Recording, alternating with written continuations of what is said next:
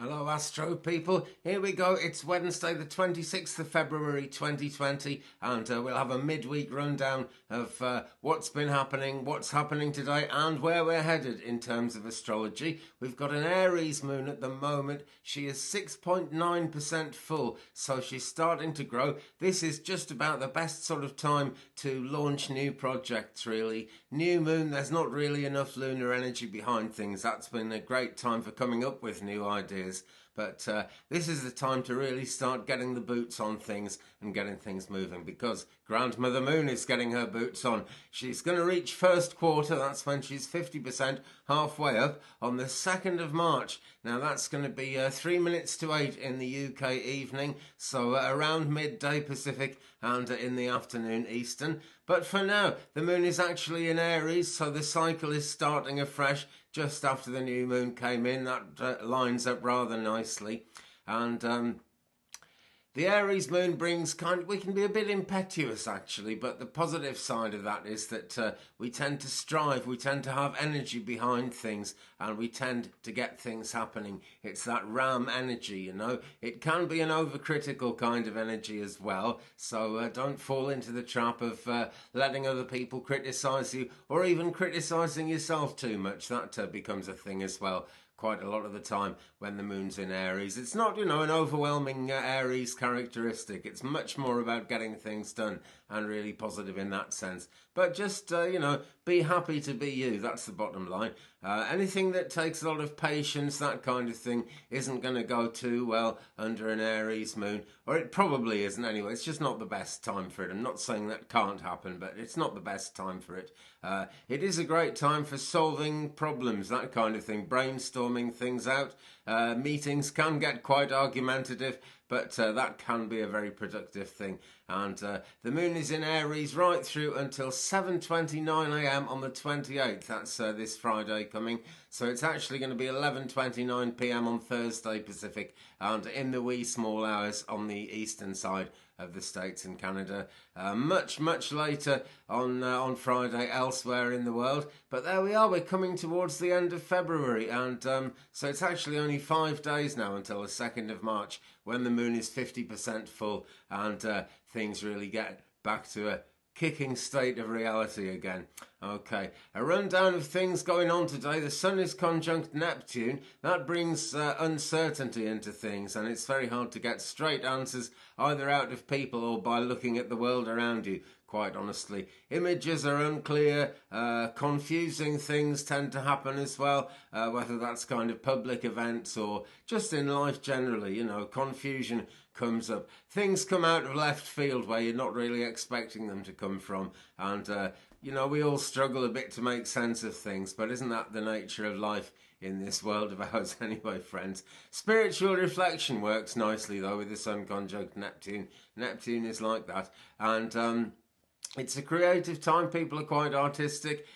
People will kind of voluntarily do things as well. It's quite a good time for getting help with things on the spur of the moment when you need it. And people leading things in positions of leadership tend to have good vision. Not a bad day for vision questing, actually, if you know what that is. It's all to do with visualizing and believing, but it brings you in closer to your spirit guides, and it brings you closer to practical things being supported from the cosmic realms as well. So think about that vision questing. That might be a good thing to look up on the internet, actually, and find out more about.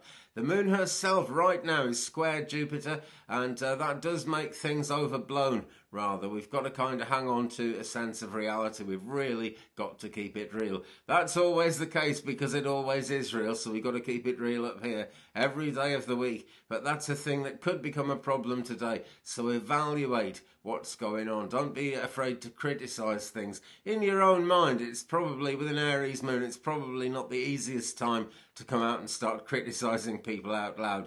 But do think critically about what's coming into you today, because we can get misled by our own feelings. Things get overgrown, things get overblown. We can overindulge a bit, you know, have too much to eat and then have wacky dreams, that kind of thing.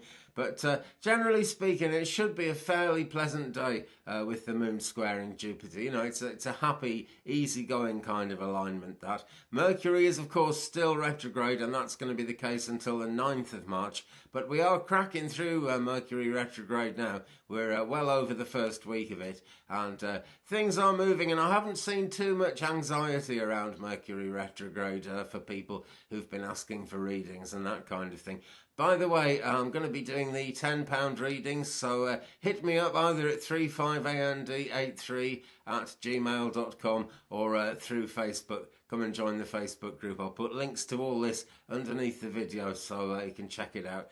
But there we go, Mercury retrograde. Mercury is actually sextile Uranus, controversial decisions, that kind of thing. And people might actually reach agreement about those things, but you just never know. But it's an innovative alignment as well. You know, good new ideas and good new inventions can quite easily come up. Let's take a quick look at what else is happening. So energetic with Aries. Now Mercury sextile Mars, there's a lot of ingenuity there, as I was saying, and people will kind of speak their mind as well.